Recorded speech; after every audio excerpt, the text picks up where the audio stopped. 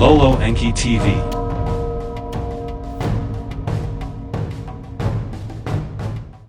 Synopsis of the seventh tablet. Returned to the Abzu, Adamu and Tiamat bear children. Earthlings proliferate, working in the mines and as servants. Enlil's grandchildren, the twins Utu and Inanna, are born. Anunnaki couples bear other offspring on Earth. Climate changes cause hardships on Earth and on Lanu. Nibiru's orbital nearing is accompanied by upheavals. Enki and Marduk explore the moon, find it inhospitable. Enki determines the constellations and celestial time. Bitter about his own fate, Enki promises supremacy to Marduk. Anu gives command of a new spaceport to Utu, not to Marduk. Enki encounters and mates with two earthling females. One bears a son, Adapa, the other a daughter, Titi.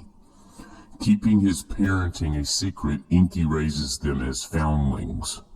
Adapa, highly intelligent, becomes the first civilized man. Adapa and Titi mate, have two sons, Cain and Abel. To the Abzu, away from the Eden, let them be expelled. So did Enlil the command decree. From the Eden to the Abzu, Adamu and Tiamat were expelled. In an enclosure among the trees Enki them placed. To know each other he left them. With joy did Enki see what Ningazita had done come to be. With child Tiamat was frolicking. Nimma came the birth giving to watch. A son and a daughter, twins to the earth beings, were born. With wonderment did Nimma and Enki watch the newborns. How they grew and developed was a marvel. Days were as months, months to earth years accumulated. By the time Adamu and Tiamat had other sons and daughters, the first ones were by themselves procreating. Before one shar of Nibiru had passed, the earthlings were proliferating. With understanding were the primitive workers endowed, of commandments they were comprehending. To be with the Anunnaki they were eager, for food rations they toiled well. Of heat and dust they did not complain, of backbreaking they did not grumble. Of the hardships of work the Anunnaki of the Abzu were relieved. The vital gold to Nibiru was coming. Nibiru's atmosphere was slowly healing. Earth mission to the satisfaction of all was proceeding. Among the Anunnaki, those who from heaven to earth came, there was also espousing and procreation. The sons of Enlil and Enki from sisters and half-sisters from healing heroines took spouses. To them on earth, sons and daughters were born. Though by the life cycles of Nibiru were they endowed, by Earth's cycles were they quickened. Who on Nibiru in diapers would still be, on Earth became a child. Who on Nibiru began to crawl, when on Earth born was running around. Special joy there was when to Nanar and Ningal twins were born. A daughter and a son they were, Inanna and Utu. By Ningal they were named. With them a third generation of Anunnaki on earth was present. For the offspring of the leaders, tasks were allocated. Some olden chores were divided, easier among the offspring they were made. To the olden chores new tasks were added. Upon the earth the warmth was rising, vegetation flourished, wild creatures overran the land. The rains were heavier, rivers were gushing, abodes repairing needed. Upon the earth the heat was increasing, the snow-white parts to water were melting. The bars of the seas the oceans were not containing. From the depths of the earth volcanoes were fire and brimstones belching. The grounds were trembling each time the earth was shaking. In the lower world, the snow-white hued place, the earth was grumbling. At the tip of the Abzu, Enki a place for observing established. To his son Nergal and his spouse Irish Kegel, command thereof he entrusted. A thing unknown, an untoward thing, thereunder is brewing, Nigal to his father Enki said. In Nibruki, the place of the bond heaven-earth, Enlil the heavenly circuits was watching. By the means of the tablets of destinies, celestial motions he was comparing. There is turmoil in the heavens, Enlil to his brother Enki said. From the planet Lamu, the place of the way station, Marduk to Enki his father was complaining. Strong winds are disturbing, annoying dust storms they are raising. So Marduk to his father Enki words was beaming. In the hammered bracelet, turmoils are occurring. Upon the earth, brimstones from the skies were falling. Pitiless demons havoc causing, violently the earth they approached. Into flaming fires in the skies they were bursting. In a clear day darkness they were causing, with storms and evil winds they raged around. Like stony missiles the earth they were attacking. Kingu, Earth's moon, and Lamu, too, by these havocs were afflicted. The faces of all three with countless scars were covered. Enlil and Enki to Anu the king urgent words were beaming. Nibiru's savants they alerted. The earth and the moon and Lamu a calamity unknown are facing. From Nibiru the savants were responding. Their words the leaders' hearts were not calming. In the heavens, the family of the sun were taking stations. The celestials, of whom earth is the seventh in a row, were choosing places. In the heavens, Nibiru was approaching. The sun's abode it was nearing. By the seven in a row arraigned was Nibiru distracted. The path through the hammered bracelet it was missing. From the bracelet bits and pieces it has been displacing. Bereft of the celestial bar, Lahamu and Lamu near the sun were crouching. In the heavens, Lahamu her glorious dwelling place was abandoning. Toward Nibiru, the heavenly king, she was attracted. A queen of heaven she wished to be. To quill her, Nibiru from the celestial deep a monstrous demon made appear. A monster once to Tiamat's host belonging, by the celestial battle fashioned. From the celestial deep made its way, by Nibiru was it from slumber awakened. From horizon to the midst of heaven like a flaming dragon it was stretched. 1 league was its head, 50 leagues in length it was, awesome was its tail. By day the skies of earth it darkened, by night upon the face of the moon a spell of darkness it cast. To her brothers, the celestials, Lahamu for help was calling. Who will the dragon obstruct? Who will stop and kill it? She was asking. Only valiant Kingu, once Tiamat's protector, stepped forward to respond. To intercept the dragon in its path, Kingu was making haste. Fierce was the encounter. A tempest of clouds upon Kingu was raised. By its foundations was Kingu shaken. From the impact did the moon quake and shake. Then the heavenly havoc was calmed. Nibiru to its distant abode in the deep was returning. Lahamu its dwelling place did not abandon. The stony missiles upon the earth and Lamu ceased their raining. Enki and Enlil with Marduk and Ninurta gathered a surveying of the havoc they undertook. The foundations of the earth Enki surveyed, of what its platforms had befallen he examined. The depths of the oceans he measured, in earth's far corners the mountains of gold and copper he scanned. Of the vital gold there will be no shortage, this was Enki saying. In the Eden, Ninurta was the surveyor, where mountains trembled and valleys shook.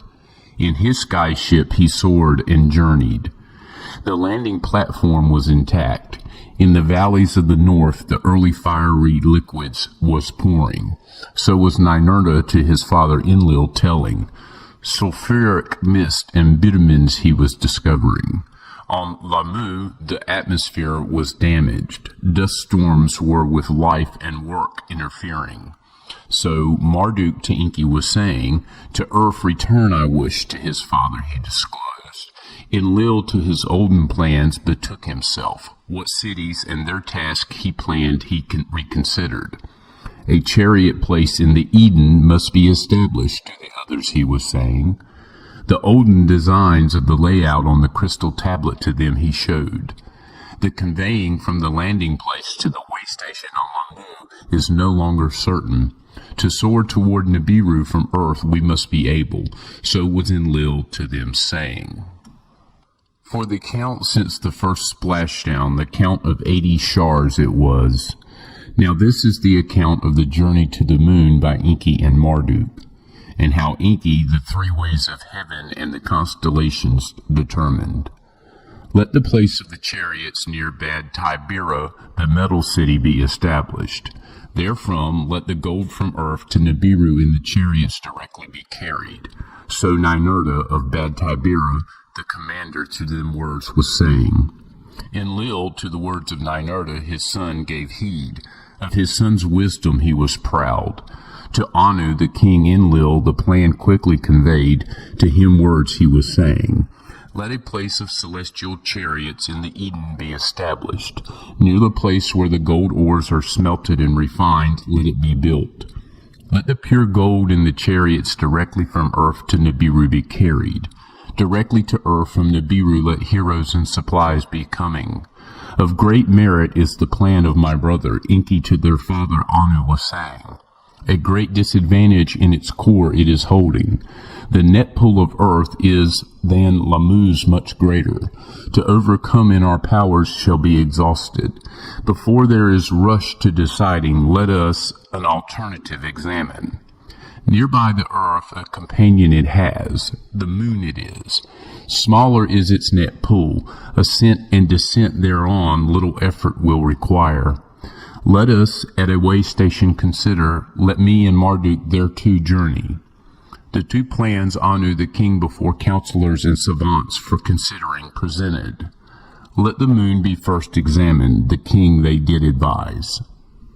Let the moon be first examined, Anu to Enki, and Enlil the decision beamed. Enki was greatly joyed, the moon to him was always alluring.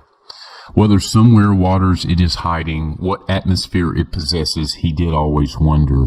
In sleepless nights, its silvery cool disk with bewitchment he observed. Its waxing and waning, a game with the sun played, a wonder of wonders he deemed. What secrets from the beginning it held he wished to uncover. In a rocket ship did Enki and Marduk to the moon journey. Thrice they the earth's companion encircled. The deep wound by the dragon caused they observed. By many hollows the handiwork of smashing demons was the moon's face marked. In a place of rolling hills they set the rocket ship down. In its midst they landed.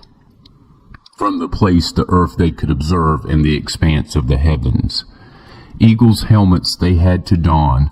The atmosphere was for breathing insufficient. With ease they walked about.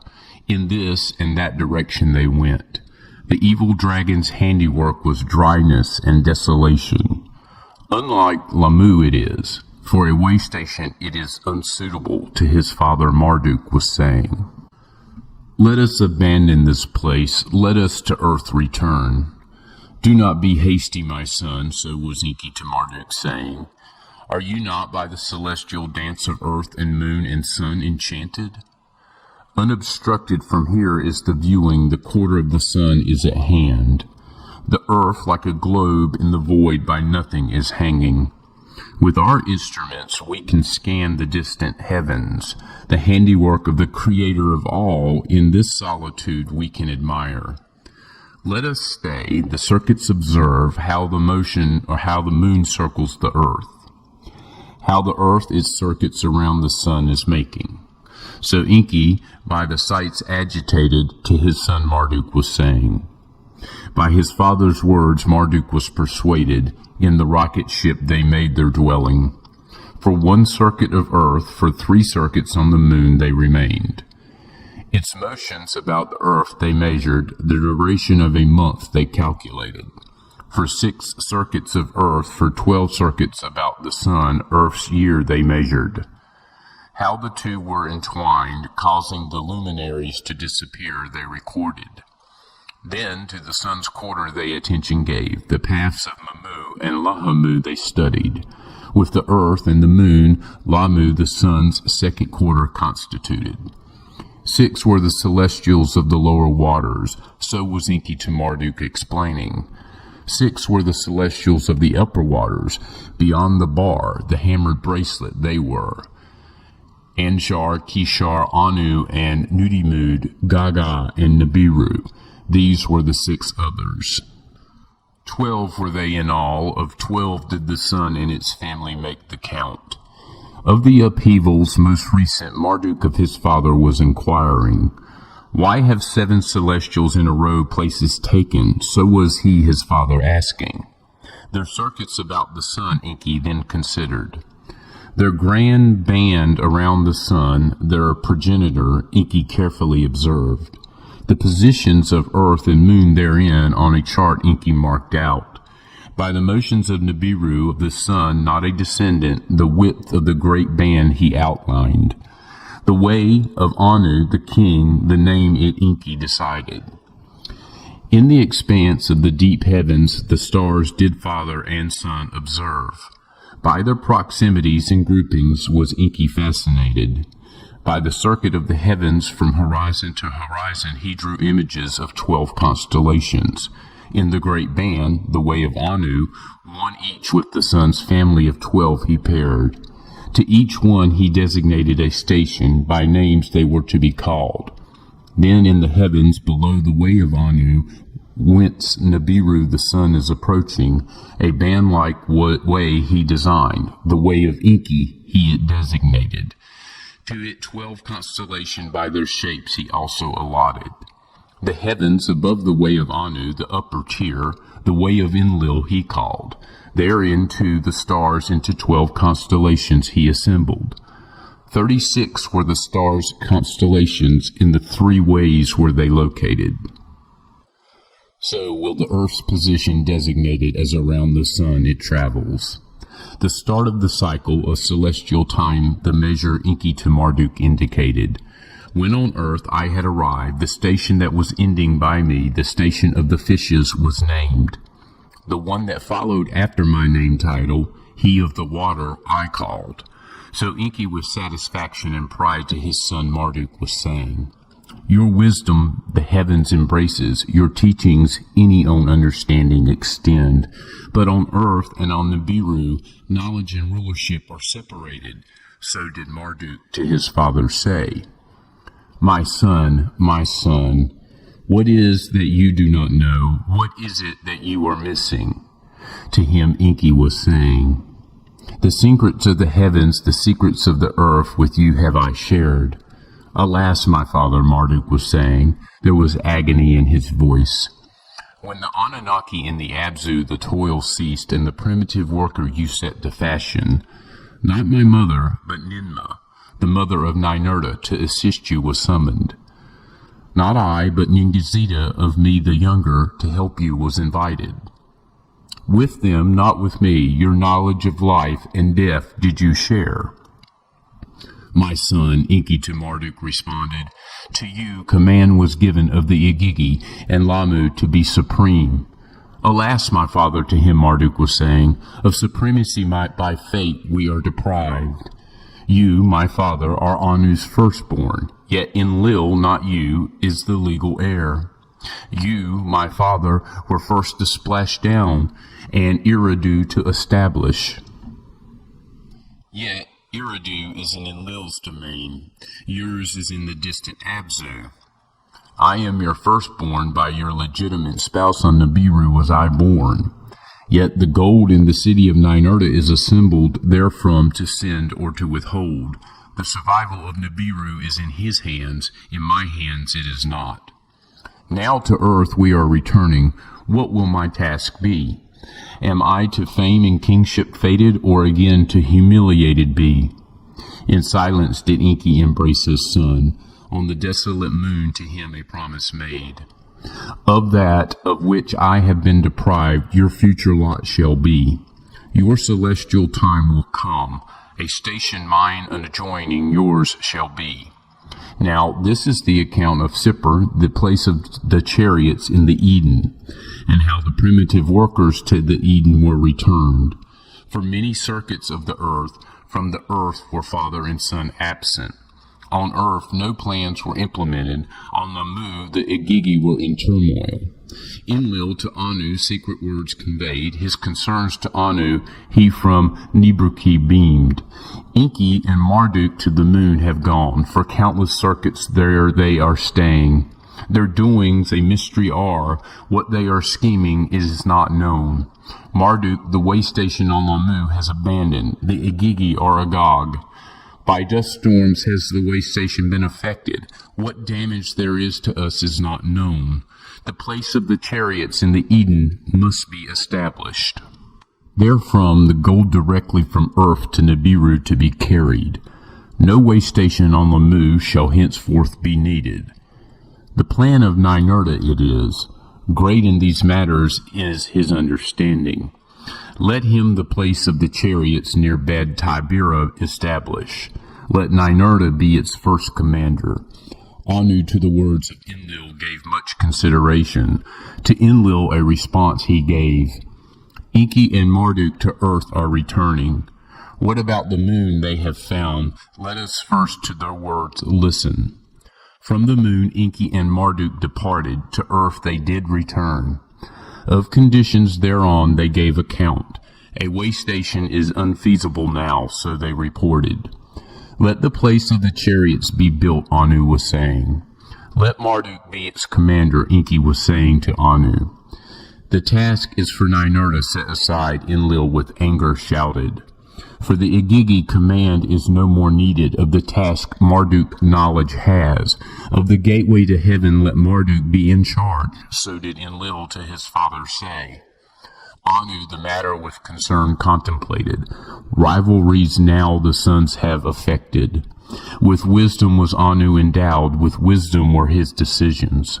The place of the chariots for new ways the gold to handle is designated. Let us what henceforth comes in the hands of a new generation place.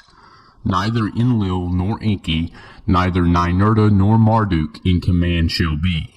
Let the third generation responsibility undertake. Let Utu be the commander. Let the place of the celestial chariots be built. Let Sippar Bird City be its name. This was the word of Anu. Unalterable was the word of the king. In the 81st Shar was the construction started. The plans of Enlil it followed. Nibruki was in the center, a navel of the earth by Enlil it was designated. As on circles by their place and distances the olden cities were located. Like an arrow from the lower sea toward the mountains pointing they were arrayed. A line on the twin peaks of Arata to the skies in the north reaching he drew. Where the pointing arrow the Arata line intersected, the place for Sippar, the earth's place of the chariots, he marked out. To it the arrow directly led. It from Nibruki was by an equal circle precisely located. Ingenious was the plan. By its precision all were made to wonder. In the 82nd Shar was the construction of Sippar completed. To the hero Utu of Enlil the grandson its command was given. An eagle's helmet for him was fashioned. With eagle's wings was he decorated. In the first chariot from Nibiru to Sippar directly come, Anu was traveling. To view for himself the installations he desired, to marvel at what was attained he wanted. For the occasion the Igigi by Marduk commanded from Lamu to earth came down. From the landing place and from the Abzu Anunnaki were assembled. There was backslapping and hailing, a feast and a celebration. For Anu, Mana, Enlil's granddaughter, singing and dancing presented. With affection Anu kissed her. Anu Nitu, Anu's beloved, he fondly called her. Before departing, Anu the heroes and heroines assembled. A new era has begun, so was he to them saying. Supplied directly with the golden salvation forthcoming is the end of toil. Once enough gold on Nibiru for protecting is piled in storage, the toil on earth can be diminished. Heroes and heroines to Nibiru will return. Thus did Anu the king to the assembled promise. A great hope to them he did extend. A few more shars of toil, and homeward they shall be bound. With much pomp did Anu to Nibiru soar back. Gold, pure gold, with him was carried. His new task, Utu with Cherish performed, Ninurta of Bad Tibera command retained. Marduk to Lamu did not return, with his father to the Abzu he did not go. Over all the lands he wished to rule, and his sky ship the earth to comprehend. Of the Agigi, some on Lamu, some on earth, Utu was the commander made. After Anu to Nibiru returned, on earth the leaders great expectations had. With renewed vigor to labor, the Anunnaki they expected. Gold quickly to amass, thereby quicker homebound to be. That, alas, was not what came to pass. In the Abzu, relief, not continued toil, was the Anunnaki's expectation. Now that the earthlings are proliferating, let them provide the labor. So were the Anunnaki in the Abzus saying. In the Eden, the tasks were greater, more abodes, more provisions were required. For primitive workers to the Absu confined, did the Eden heroes clamor.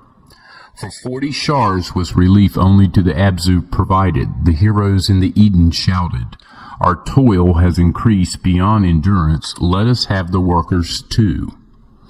While Enlil and Enki the matter were debating, Ninurta the decision into his hands took.